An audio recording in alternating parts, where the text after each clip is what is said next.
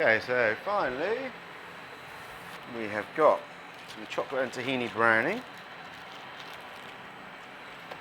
some Dingle Farm plums in like a date kind of sauce, and some creme fraiche from Neals Yard dairy. First up, we'll put the brownies in the oven. We'll turn it down a little bit. You're looking at about 160 odd for about 3-4 minutes. In they go. These are nice and warm now.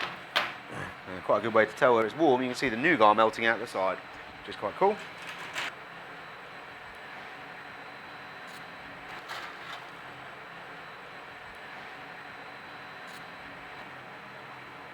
Trying to get these out neatly, but a little bit tricky. To the side.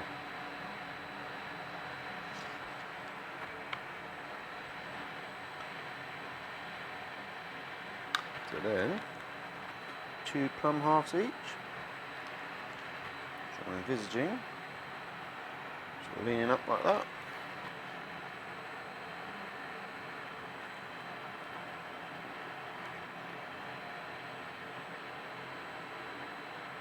And then,